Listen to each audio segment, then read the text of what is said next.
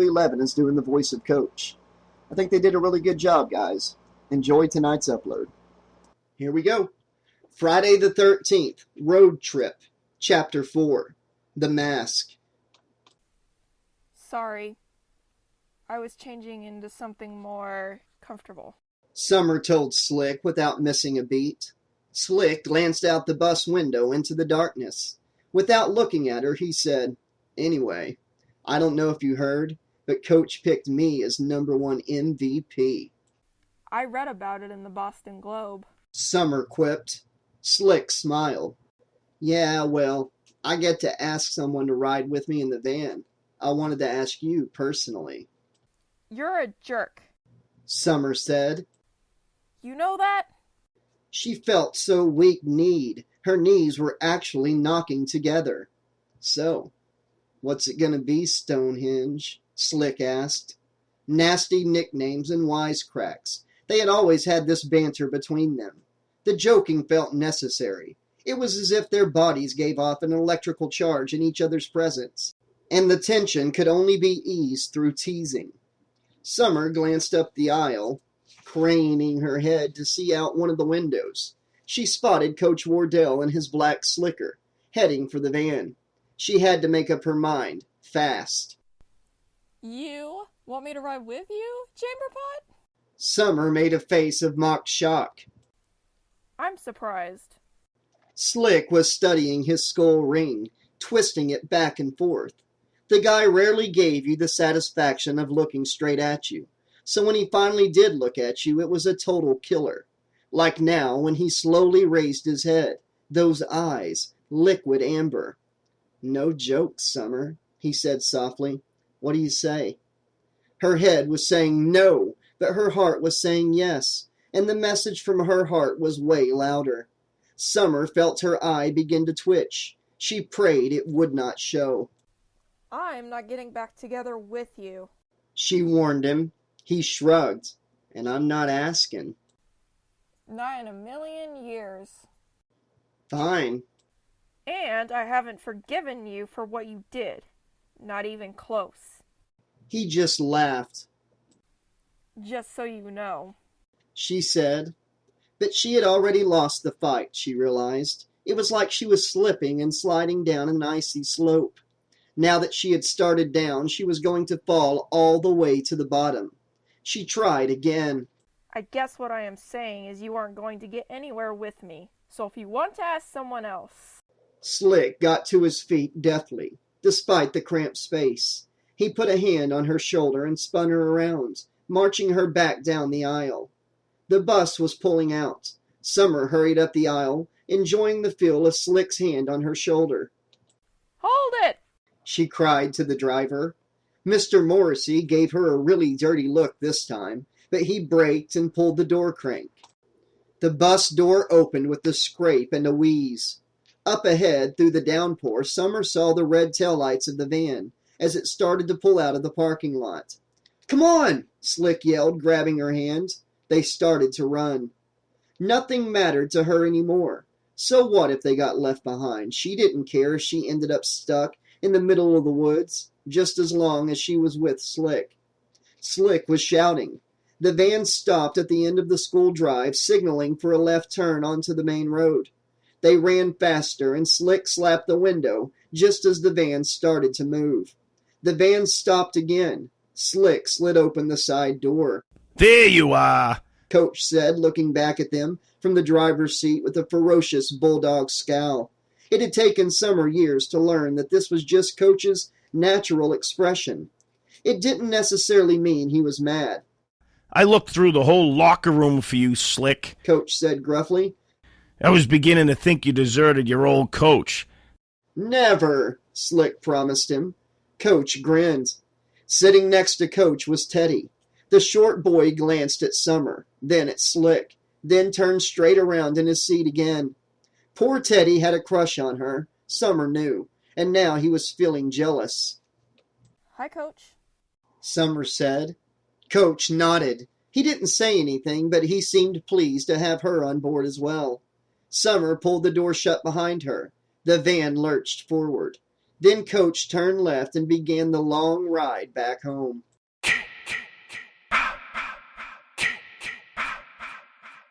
Back at Crystal Lake, it was pouring. But unlike Coach Wardell, the state trooper had his lights off. He was driving along a bumpy dirt road that led through thick woods on either side. All day long, his two passengers had kept up a terrible knocking from inside the trunk of the patrol car. Now the noise had finally stopped. That was a good sign, thought the trooper. This way, his passengers wouldn't have a lot of fight left in them. He looked down at the white hockey mask that lay on the seat beside him. With its dark eye holes and round mouth, the mask was staring up like the face of a corpse. The trooper smiled.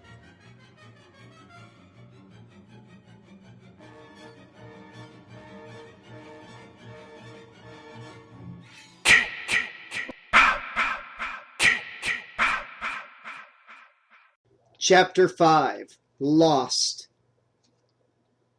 "Hey, Summer," Russ Johnson said with that friendly drawl of his. Hey. Summer said back. She had always liked Russ. The old van had 2 rows of green cushioned seats. The big black linebacker was stretched out in the van's first row. Then came the row where Dave was lying, using the fuzzy buzzy bee head as a pillow. Behind that was the way back, a carpeted section that faced the van's rear window. Missy and Belinda were back there. Belinda waved. Missy held up her knitting. Looked like she was knitting Dave yet another orange and black sweater. "Scoot over, big guy," Slick told Russ. He made Russ move his big sneakers as he sat down by the opposite window. Summer moved to sit next to Slick, but Slick put his feet up next to Russ's so that the 2 jocks filled their row like bookends. Slick looked up at her as if he didn't even know her. "Girls go in the way back," he said with a jerk of his thumb. Dave laughed and reached over the seat to high-five. "I don't believe it," thought Summer, trying to keep the hurt from showing in her face, as if he hadn't just gone out of his way to seduce her off that bus. "I'm going to catch some Z's," Slick muttered. He was folding his sweatshirt into a pillow. He closed his eyes. Summer was trying to think of a withering comeback to zing him with, but Missy saved her. She was waving her arms wildly. "Sit with us," Missy begged. "Sit with us." "Don't pay him any attention," Belinda whispered in Summer's ear as she sat down on the carpet in the way back. "Russ is sacking out too, in case you didn't notice. I decided to let him sleep now. I'll fix him later." I bet you will. Summer said.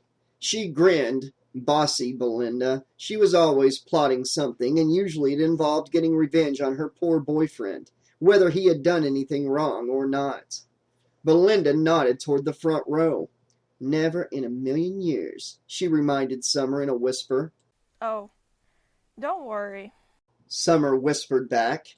I only said yes so I could be with you guys. "Uh-huh," said Belinda. Summer reddened. Her excuse did sound lame. Belinda, I know I'm not going to fall for him again. That's why it's okay for me to ride in the van. "Mm-hmm," Belinda said again. Missy was grinning at her idiotically. She reached over Belinda and patted Summer's knee. She mouthed the words, "He picked you," making a face of barely restrained glee. Summer nodded. Yep. And for the zillionth time, she'd been fool enough to fall for him. Whenever the Carville varsity cheerleading team did the pyramid at halftime, Summer was on the second tier from the top. It was a good position.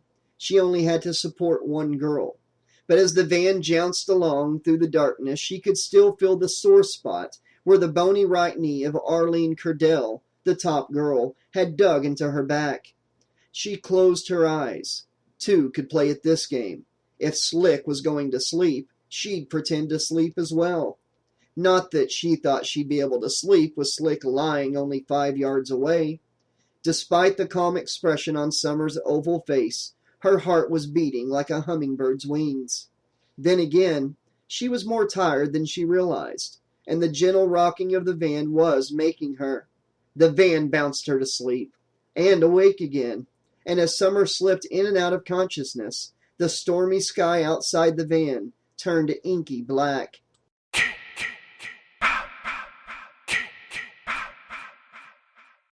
When Summer woke up, it seemed like the old van was rattling more than it should be, like they were driving over dirt roads. Strange, there weren't any dirt roads on the ride up.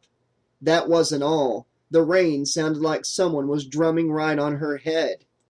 Summer opened her eyes. She quickly wiped her mouth where she had drooled, glancing up ahead to make sure no one had seen. It was dark as a cave inside the cabin of the van. She could see the back of Russ and Slick's heads, both asleep as they leaned against opposite windows in the front row. Farther up, the windshield wipers were slashing back and forth nervously, but doing little to clear away the downpour. Teddy was hunched over a large map which he was studying with the flashlight from the glove compartment, and beside him, Summer could tell that Coach was super tense just by the bristly back of his neck. Then she heard him curse. Coach glanced over at Teddy accusingly. Teddy kept his curly head down. Summer looked to her right. Belinda and Missy were both sleeping. Missy was totally out of it, head back, mouth hanging slackly, her long blonde braids bouncing around as the van took another jolt. Summer sat up straighter and leaned over the seat ahead of her, looking down. Dave was asleep as well. She sat back just as the van hit a ditch and jolted her hard. She bit her tongue. She moaned softly until the pain passed. She tasted blood. The bump had been violent enough to wake Belinda. She sat up and stretched. Then she looked out the back window of the van and started violently. Guys?" called Belinda, turning around to face the front. "I don't see the bus." Summer turned sharply. It was dark outside, and mostly what she could see was the little patch of dirt road, lit by the van's rear headlights. But Belinda was right. The bus was gone. Missy opened her eyes. "The bus got lost?" she asked. No. Summer said, glancing at her watch. She wanted to say the bus is probably back at school by now, but all that came out was, We're lost. "Don't be saying that," Belinda insisted, "because my mom gets really furious if I'm home late, and I'm not going to catch it for somebody else's mistake. I am not." On top of the seat ahead of them, a hand appeared, followed by Dave's handsome head. Some girls thought Dave was better looking than Slick. He had these all-American looks with soft, wavy red hair and clean, scrubbed, freckly skin, like the skin of a beautiful, polished apple. He did nothing for Summer, though, which was a relief. Two people in the world who could boil her blood like Slick did. It would probably kill her.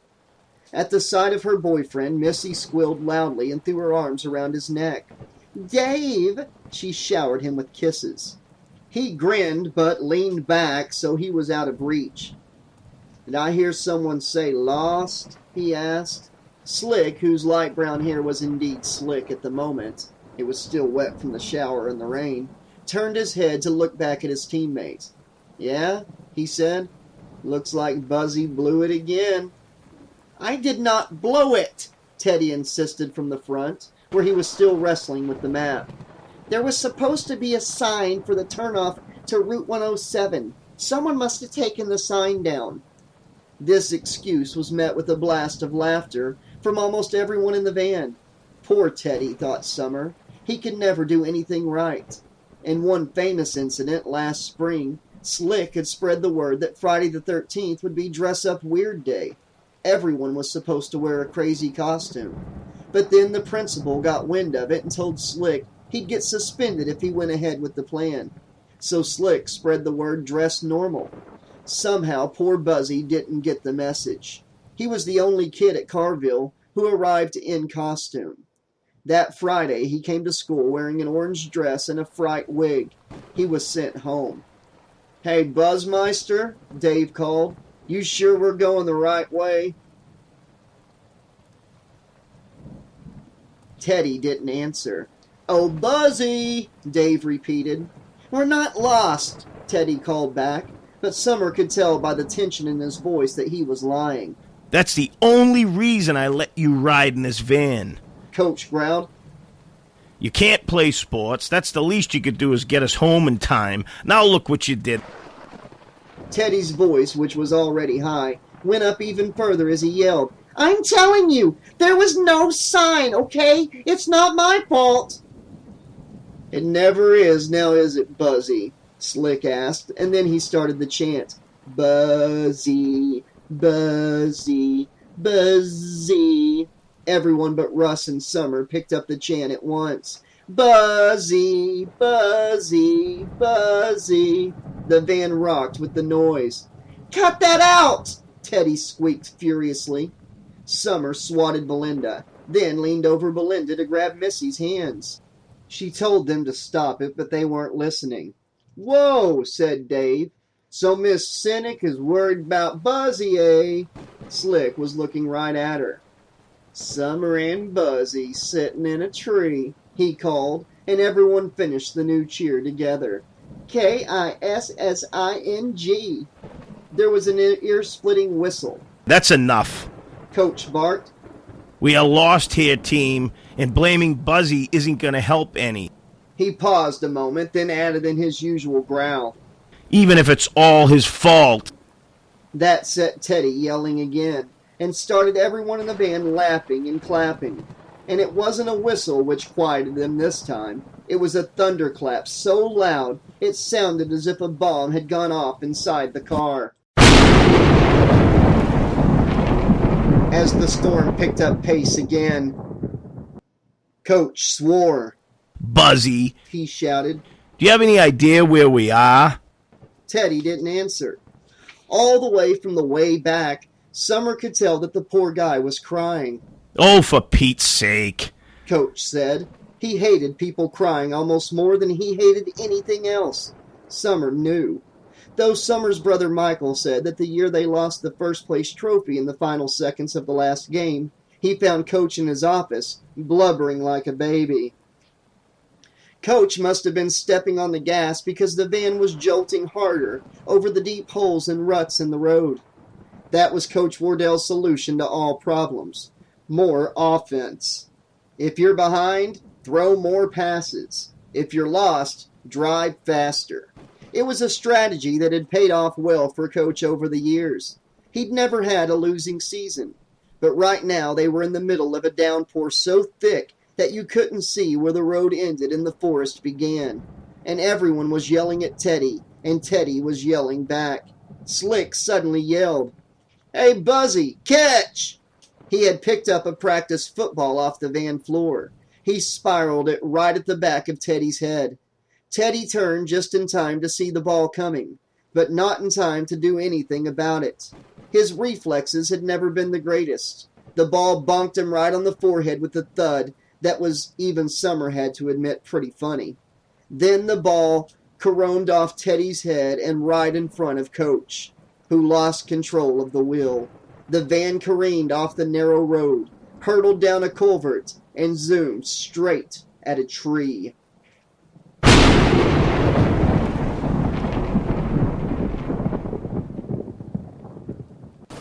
Chapter 6.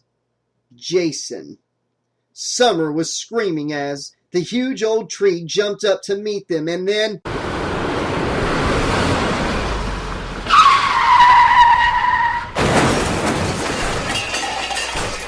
Wood splintered, metal crunched. Everyone went flying. Summer flew forward like a rag doll. She felt her teeth crunch as her chin was gashed against the metal ashtray, open on the back of the seat in front of her. And then, except for the loud drumming of the rain on the van's metal roof, everything fell strangely silent.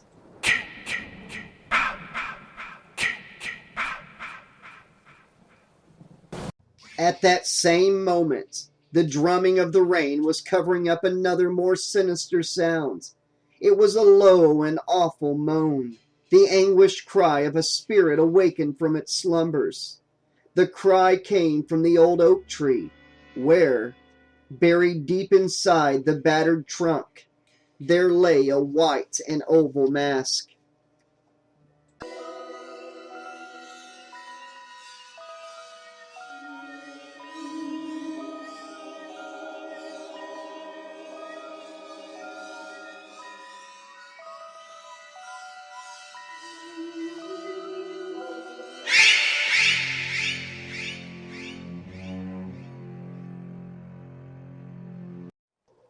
Summer felt a hand on her arm, gently pulling her upright. "You okay?" She saw Belinda's concerned face. Yeah. Summer stammered. The van was at an angle, pointing down like a roller coaster car stopped mid-ride. Everything was confused in Summer's brain. It was like her mind was taking snapshots. Missy crying, Dave leaning back over the seat, trying to comfort her. Coach slowly lifting his head off the wheel. Teddy sitting upright, the only one in the van who had been wearing a seatbelt. Russ, who must have rolled right off his seat, climbing back up, and then her head cleared enough for her to really panic as she cried out for Slick. He climbed into view, twisting his neck from side to side. He grinned. "What?" he asked casually.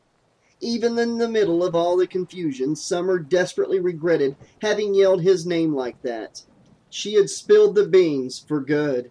She had shown him how she felt. Coach turned around. His round bowling ball head was scrunched up and red with worry, and there was a nasty cut across the bridge of his nose. "Is everyone okay?"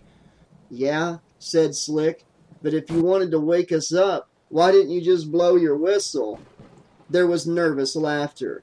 Even Coach joined in, but then he swore. He turned and stared at Teddy, as if he had forgotten all about him. "What's the matter with you, Bateman? Are you insane throwing a ball at me while I'm fucking driving?" "Me?" squeaked Teddy. "Slick threw it at my head. It bounced onto you." Okay, grumbled Coach. Nobody likes a tattletale. The engine had died. Coach turned the key. Nothing. He tried the ignition a second time, a third, and a fourth. There was an awful stillness in the van now. Coach carefully opened his door. "Everyone stay right where you are," he ordered. He got out and went to look at the engine, but he couldn't open the hood. It was crunched against the tree. He banged on the hood, obviously furious. "He's gonna kill you, Buzzy," Slick said, poking the back of Teddy's head. Teddy spun hard, grabbing Slick's hand, but Coach was coming back inside the van now. Teddy let go. Coach tried the ignition a couple of times more. Then he sat still, staring straight ahead. Everyone knew enough to be quiet. "Well," Coach said finally, "we are up to Shit's Creek without a paddle. I'm gonna go get help. I want everyone to stay inside the van until I get back. Understand? I'm dead serious. Those are strict orders." Coach glared at Teddy, who was crying again, his slight shoulders going up and down. "Except you. If you want to go off alone and get eaten by some wild bear or something, be my guest." There were titters of laughter. Slick poked at Teddy again. Then Coach stepped out into the rain and carefully closed the door shut again. How can I be in love with someone as cruel as Slick? Wondered Summer. But she was.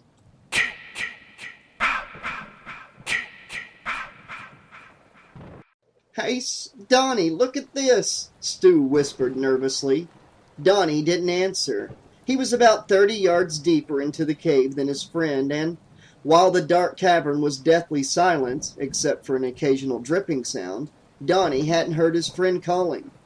Donnie was busy with a discovery all his own. He had found a craggy hole in the wall of the cave. The hole led to an even deeper cavern. Cold air was seeping menacingly out of the hole, fingering its way under Donnie's Red Devil bowling t-shirt and down his camouflage pants.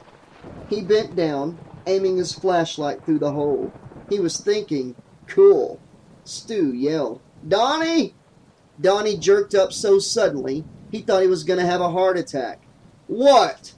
He turned back, playing his flashlight around the dark grotto until he found Stu. His flashlight lit up the back of Stu's white pork pie hat. Standing right up against the glistening cave wall, Stu looked for all the world like a little boy made to stand in the corner by his teacher. He was shining his own flashlight against a spot high on the wall. "Well, what is it?" Donnie called. "I don't know," Stu said. "It looks like some kind of writing." Donnie felt his heart sink. "Writing?" he exclaimed. "Are you sure?" Stu kept studying the wall. Pretty sure, yeah. Donnie swore. Stu turned, squinting against the bright beam of Donnie's flashlight. Why? What's wrong? Donnie clicked off his torch. Well, that just ruins it, don't you see? He started stomping back over the rock floor to where Stu stood. I mean, here we hike all the way up this mountain and all the way back into this cave, and what do we find? Graffiti. Like there've been hundreds of guys here before us. Stu giggled. Just take a look, would ya? There, see it? Donnie pointed his flashlight at the same spot where Stu was pointing his. He was hoping Stu was wrong, but sure enough, a word appeared to have been scratched into the rock face in a thin, scraggly line, and upside down. It read, Jason. Yeah, murmured Donnie thoughtfully. Looks like it says no-so or something. For a moment, both men were silent amid the drip, drip, dripping stillness of the vast dark cave. No-so, Stu said. That mean anything to you? They couldn't read that it was Jason upside down. Not a thing. Come on, let's keep going. I want to be able to say we hiked all the way to the back of this sucker. Donnie led the way, both men ducking their heads to avoid getting scraped by the overhanging stalactites, which pointed down from the low cavern roof like daggers. They reached a wall. Stu smiled in the darkness, and though Donnie could only barely see him, he could tell it was a smile of relief. Well, looks like we did it, Stu said. Looks like we reached the end of the line. Buddy. Donnie shone his flashlight along the wall. Not quite. Look what I found. Donnie was shining his light on the small dark hole he had found earlier. Stu cursed. Oh, Donnie, look. We've gone far enough. I mean, I don't even know if I can fit through that thing. You want to turn back? Donnie was enjoying this. Let Stu beg, he thought. No way, Stu said quickly. Unless, of course, look, we could agree that we'll tell everybody we went all the way. Donnie guffawed. You're such a coward. What's the matter, Stu? You worried about that bird seed that trooper dropped on us? About some zombie in a hockey mask? Stu laughed like he was trying to show how silly a notion that was. You wait here if you like, Donnie said nastily. He started crawling through the small dark hole. I'm right behind you, Stu said, but his voice wavered. Donnie was having quite a time wriggling his way through that stupid hole. Stu had to push on his friend's big fat ass. Finally, Donnie disappeared from sight.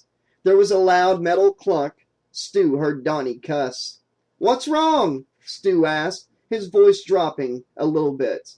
Drop my flash. Oh, is it broken? Uh-huh. Damn it, Donnie cussed again.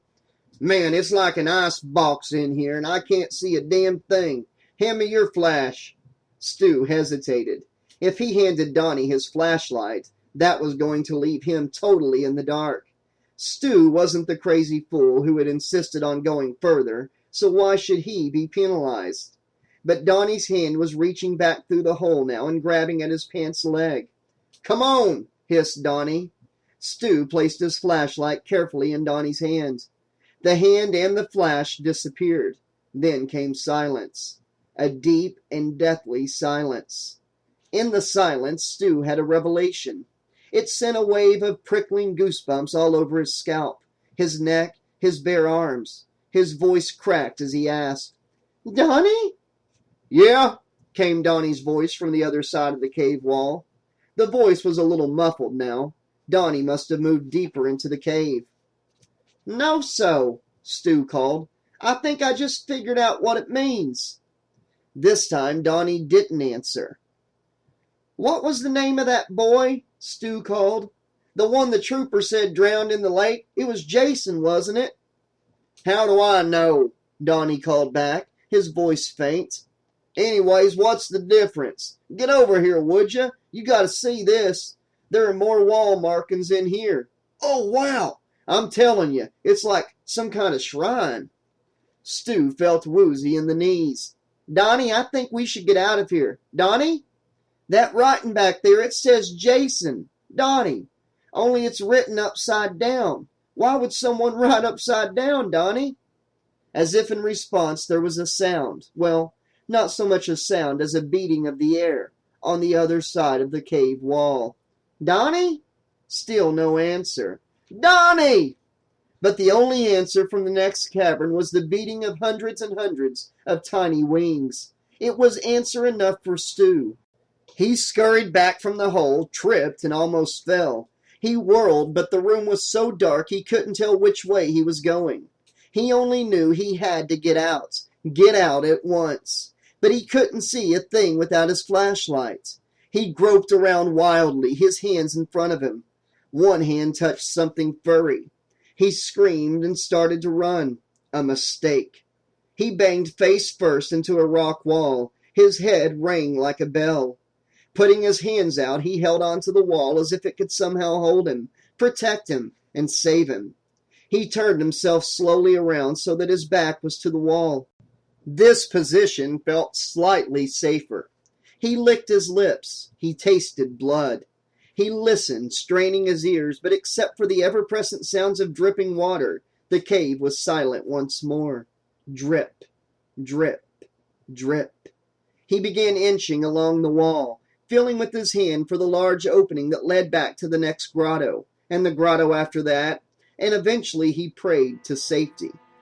He just had to take it on blind faith that he was going in the right direction, that he stopped cold, listening again. Listening not just with his ears, but with every pore of his skin.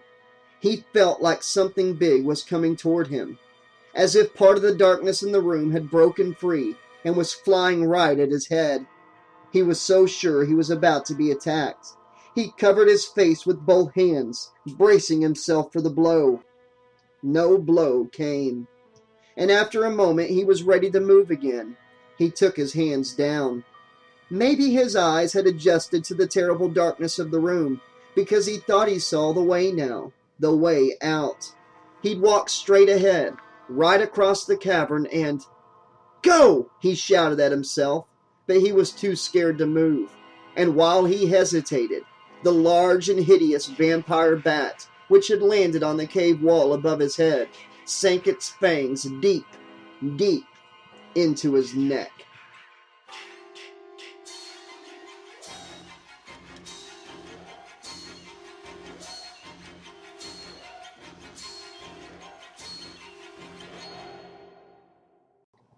Chapter 7. Leaving the Nest. Where are you going? Teddy asked Summer, his voice cracking. He pushed his glasses back up the bridge of his beaky nose. Outside? She said, trying not to sound too sarcastic. She was standing in front of the open doorway of the van, staring out into the rain and darkness. She felt like a parachutist about to jump out of a plane. Of course, she immediately imagined that her chute wouldn't open, and saw herself leaping to her death. For the first 10 minutes after Coach had left, they had all followed his orders and waited inside the van. But then Slick had climbed out into the rain, followed by Dave, then Missy, then Belinda, and then Russ. Summer felt bad leaving Teddy behind, but Slick had gone outside, and the guy was like a magnet, pulling her toward him wherever he went. You come out too, Summer told Teddy. She dropped down onto the wet grass. Wow, Dave was saying. Look at that. He was examining the wreckage. The front of the van had crumpled like an accordion against the trunk of the tree. There was a nasty gash in the tree, too, where you could see naked wood. But the tree had gotten the better of the fight. The van was a mess. No way he's going to get this thing started again, Russ said. You start it, Belinda ordered him. Russ only laughed. The rain was coming down in buckets now, but the woods were thick. It didn't feel too bad. The thick leaves broke up the downpour on the way down. This way, Slick said. He led the group a few yards into the forest and leaned back against a tree. Hey, guys, Teddy said. He was sticking his head out of the tilted van. Are you all nuts? It's a lightning storm. The only grounded place is the van. Rubber tires, remember? Under a tree is the worst place to stand. You could get hit by lightning bolts. Yeah, agreed Slick. And you could get good looking. Come on, Slick. He's up on him. He feels bad already. Summer said in a low voice. He should feel bad, Slick said. Why? Asked Summer. Oh yeah, I forgot. Coach says Teddy caused the accident by letting you beam him. Summer said while rolling her eyes. Slick gave her a blank stare, which she knew meant he was annoyed. Good. Maybe if she could stay nasty to him, she'd have a chance of keeping him at arm's length. To retaliate, he pressed his forefinger into the center of her forehead and gave her head a little push. Well, this is dumb, Belinda complained. Standing around here like a bunch of wet rats. Russ, go get help. Everyone laughed. Yeah, Russ, Slick said. Go fetch. Russ was looking at Belinda, and there was anger in his eyes, but he pulled his gray sweatshirt hood up over his head and started tramping up the culvert toward the dirt road. Where are you going? Belinda demanded. Russ turned back and gave her a look of exaggerated patience. You just told me to go. Yeah, but where are you gonna go? She asked. He thought for a second, looking back up at the road. Coach went to the right. I guess I'll go left. Brilliant, said Belinda. You got a better idea? Russ demanded. That shushed her, which was a rare thing where Belinda was concerned. He was probably glad to get away from her, thought Summer. Belinda nagged him pretty hard. Another relationship that's not going to last long, Summer observed to herself. Missy was clinging to Dave like a vine. He pulled her hands free and started after Russ, calling, I'll come with you, man. But Missy wailed, Dave! And hurried after him. She got one arm around his neck again. Don't leave me alone in the woods, she whined. Alone? What are you talking about? Dave asked, stopping. He nodded back at Belinda and Summer and Slick. Missy pouted. I want to go with Davy, she said in her baby voice. Missy used that baby voice way too much, Summer thought. It was like nails on the chalkboard for Summer and Belinda. She could just imagine what it would do to a hunky guy like Dave. He shook free of Missy's grasp. Slick, he called. Slick looked up and nodded slightly in response. It was his what nod. You want to come? Dave called. Summer knew why Dave was asking. He wanted someone to run interference between him and Missy. Quarterback and receiver still calling special plays 2 hours after the game. Slick jerked a thumb at Belinda and Summer. I don't want to leave the ladies. They've got Buzzy to protect them, Dave said. Thanks a lot, Belinda called back. Coach said we were all supposed to stay in the van, Teddy reminded them from the van's open door. Slick ignored him. He looked at Summer. He was still sore at her for sticking up for Teddy. She could tell, and she was no longer feeling so self-righteous about it. The guy was a louse through and through, and yet she still couldn't help feeling miserable when he disapproved of her even slightly. You want to do a little sightseeing? He asked her. She nodded and started after him. Well, I'm not staying here by myself, that's for sure, said Belinda. Hold on. Belinda climbed back into the van. A moment later, she came back out with her purple Land's End backpack, monogrammed BFK for Belinda Faye Caress, in silver reflector letters. Summer's blue American Airlines gym bag. Her dad was a pilot, so they always had all this AA stuff. And Missy's knit drawstring bag. Missy was always knitting stuff for Dave. Even this bag was a sweater for Dave that had gone too wrong to save.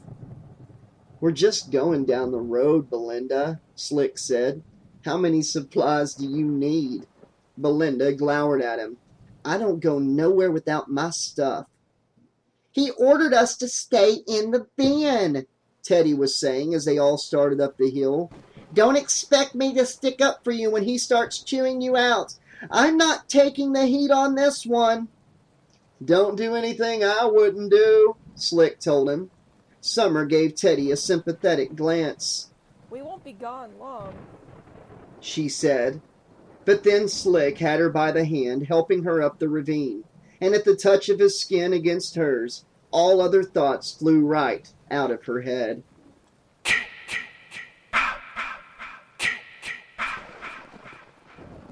The rain was perfect. It would help wash away the tracks. The trooper had parked the car down by the edge of the vast gray lake. The sheet of water was jumping now as the rain pelted down like gunfire. The trooper popped the glove compartments. He took out the pair of white plastic surgical gloves he had filched last night from the county morgue. He flicked them on, snapping them into place, then flexed his fingers, stretching the shiny white plastic. He reached under the dash for the button that released the trunk. Thanks to a high-speed chase with some drunk backwoods maniacs 3 months back, there were 4 big bullet holes in that trunk, so the trooper wasn't too worried about his cargo. He walked out into the rain and raised the trunk lid, and there they were, side by side, just like he had left them, packed into the trunk like a couple of sardines. His 2 passengers were both bound and gagged. He peered down at their faces. They looked a little groggy, but not dead. Definitely not dead. He'd take care of that in a minute. He reached for his wife first, swinging her bound legs up and out of the trunk. He pulled on the legs hard, which meant her body scraped against the trunk's metal mouth. He grunted as he worked, as he might when moving any heavy package. When her legs were hanging outside the trunk, he reached down and pulled her up by her shoulders until she was standing upright. The trooper's wife was not a tall woman. His pet name for her was Tiny. Tiny Tina. He had always towered over her. Right now she was looking up at him with those large, dark eyes of hers, eyes that were filled with terror and pleading. Too late for that, the trooper thought grimly. Her legs were bound together, so as he pulled her across the sandy beach, she had to take comical baby steps to try to keep her balance. He dragged her several yards, then pushed her down roughly, so that she landed on her ass. He laughed at the look of shock in her eyes.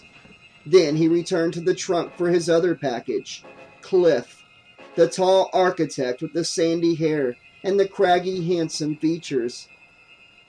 Cliff, his best friend, who was supposed to be designing a new addition for their little house.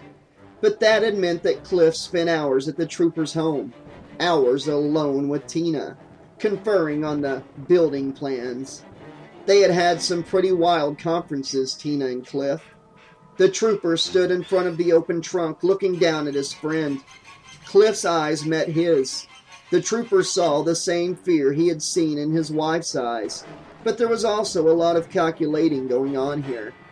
Cliff, the architect, always planning and plotting, and right now the trooper knew Cliff was plotting his escape.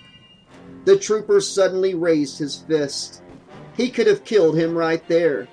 Could have just pummeled Cliff to death, beaten the craggy good looks right out of that face. Cliff flinched, trying to roll away from the blow. That was enough to bring the trooper back to his senses. As pleasurable as it was going to be to kill Cliff, he had to put it off a few minutes longer. Otherwise, he would spoil his entire plan. He reached down, grabbing a handful of Cliff's black sweater, and pulled the man up hard. Cliff's head banged against the side of the trunk. "Oh, sorry, Cliff," the trooper said. "I should be careful of your feelings."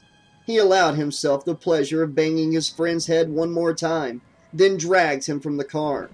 He took his wife up to the woods first, propping her against a tree trunk. Then Cliff. It was a lot harder work dragging Cliff. His work boots made deep tracks in the wet sand. The trooper made a mental note for later. One of the things he'd have to clean up. He had set up his wife and her lover so they were facing each other. "Okay," he said, clapping his hands. "Let's get to work, guys. You two are going to have a little fight. A lover's quarrel, as they say. First, Tina, what you're going to do is..." He lifted his wife's bound arm so that her hands brushed Cliff's face. "You're going to claw Cliff's face here just a little bit." He moved her hands back and forth across Cliff's face. but Tina kept her fingers bent so that her nails didn't scratch her lover's skin. That made the trooper mad all over again. Was she still acting lovey-dovey after everything that had happened? He grabbed her fingers so harshly that she groaned. The sound came out even with the gag on. The trooper crooked several of her fingers so that the long nails pointed at Cliff's face like weapons. Then he dug the nails hard into Cliff's face. Cliff was trying to turn his head away, but he couldn't maneuver very well, not with the trooper keeping one boot firmly planted on his legs. Using Tina's nails, the trooper clawed Cliff's face until it was bloody. Tina raised her bloody nails toward her husband, not to scratch, but to beg. She whimpered through the gag. "Oh, you want to scratch him more?" the trooper asked, feigning surprise. "But Tiny, I thought you loved him." Her pleading and whimpering increased, but the trooper was staring down at his rubber-gloved hands in disbelief. He had forgotten something. "I'll be right back," he said. He grinned down at them nervously. "Don't go away." He hurried back toward the car, glancing up once or twice to make sure they weren't running away. Even though their legs were tied, he felt awfully jumpy, like something could go wrong at any instant. Tiny and Cliff were crawling around, desperately trying to work their way free of the ropes, but they didn't look like they were having any success. The trooper opened the passenger side and retrieved the white hockey mask, then trotted back up the wet beach, running through the driving rain. "Forgot the mask," he explained in a friendly voice as he stood over Cliff and Tina. Then he yanked Cliff back up against his tree, making sure Cliff's head snapped back against the trunk. He took hold of Cliff's hair, pulling his head down, then slipped the black strap of the mask over the back of his friend's head. "You see, guys," he said, "folks around here really believe all that shit about the Jason monster. They're terrified, my friends. So when they find your dead bodies, you know what they're gonna think? They're gonna think you put on the mask, Cliff." Cliff was trying to get to his feet. The trooper put a fist on top of his head, then raised it like a hammer and clubbed him back down. "That's what everyone thinks happened to this summer's 4th of July carnival, now don't they?" asked the trooper. "You've heard the rumors. Some fool mechanic put on Jason's mask and went berserk because he was possessed by Jason's evil spirit." He had to give Cliff another shot with his fist. "Well, it's not so far-fetched now, is it?" he asked. "After all, Tiny, you said it yourself. It was like your love." He clubbed Cliff again. "For each other, just possessed." He hit him again. "You like a demon." More garbled begging from Tiny Tina. The trooper felt a sudden impulse to punch his wife in the head. He restrained himself, though. Instead, he lifted Cliff's bounded arms and swung them together like a bat. So it was Cliff's hands that knocked his wife on the chin, snapping her head back. And it was on Cliff's hands that the coroner would find Tina's blood. Next, he reached into his holster and took out Cliff's gun. At the sight of the gun, Cliff's gray eyes widened with terror. The trooper could see the fear behind the dark eye holes of the white mask. "The only bad thing about this plan," said the trooper, "is that you're going to get to have all the fun, Cliffy." He kneeled down beside his friend and put the gun in his hands, keeping a firm hold on it. Then he lifted the gun, pointing right at Tina. It was amazing how much noise that little woman was able to make with the gag on. She was going crazy, wriggling and crying and begging and pleading. It reminded the trooper of the passion he had witnessed between her and Cliff that day last week when he had the stomach virus and came home in the middle of his afternoon shift. Yes, sir, what he had seen that day had sure stayed in his head, gnawing away at him like a vicious little rodent. He squeezed Cliff's finger and the trigger. The bullet caught Tina right in the chest. That stopped her begging and pleading, once and for all.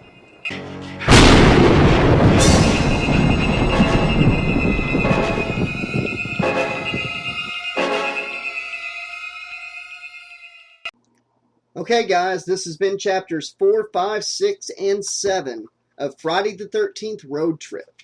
And before I go into what I thought of tonight's upload, once again, I want to say thank you and good job to our subscriber, Lady Paracosm, who won a drawing during the last live stream, and she played the part very well of Summer tonight in tonight's upload. Thanks again. Really appreciated having you. It was a lot of fun getting those lines from you and being able to edit them into tonight's upload. Had a lot of fun with that. And we're going to do this again, guys. Right now, you can go to the community page on the YouTube channel, and there's a post there. And to enter the drawing to win a chance to be in one of these future uploads doing a voice, all you have to do is go to the community page, find the top post, and tell me what's your favorite book so far, and tell me why you enjoyed it, and what your favorite part of the story and narration was, stuff like that. Just tell us what your favorite book has been so far. Everybody who replies with their favorite book and why it's their favorite will be entered into a drawing in a week, and the winner will get to play a part just like Lady Paracosm did tonight, where y'all get to do a voice for 2 to 4 chapters of an upload. It's a lot of fun, guys, and I would really like to have more and more of you guys take part in this, have little guest cameo spots. I think it would be a lot of fun. As far as tonight's upload, guys, there was a lot of story going down.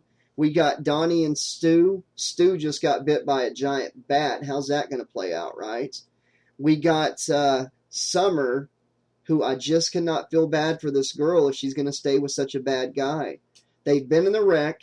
They hit the tree that the real mask of Jason was inside of, and it's been released now. Who's going to find it? I mean, yeah, we'll find out soon. And the mask that the trooper had was just a fake one that he's going to use Jason as an excuse for Cliff killing his wife, since they were screwing around on him. So yeah, that story came out of nowhere. But that trooper is dark, you know. I want to see what happens with his story now that he's killed his wife and his best friend. You know, I'm sure that Jason or whoever's possessed by Jason is going to cross his path later. And that's going to be interesting. So guys, let me know in the comments section what you thought of tonight's upload. Be sure to check out the merchandise store, guys. You can get 10% off on all purchases. Just type in a promo code called 10OFF on all purchases. That'll give you 10% off everything. And that's a for life promo code, no expiration dates. We got lots of cool colors, designs. We got 5 designs that you can put on t-shirts, mugs, stickers, bags, pillows. You name it, the store's got it in all colors and all sizes. So be sure to check that out. The link's in the description below. It'll help support the channel, and you'll be walking around in slasher style. Also, guys, this has been a re-upload of these chapters.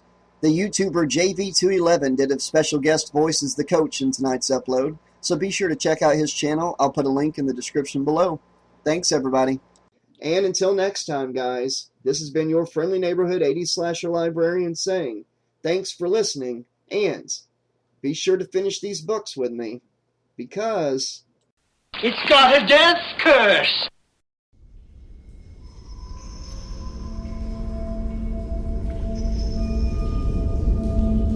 I didn't.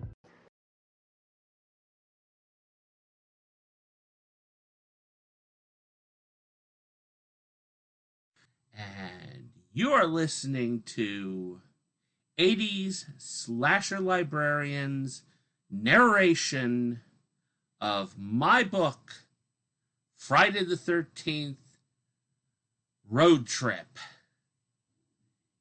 Enjoy. No, no, no, no, no,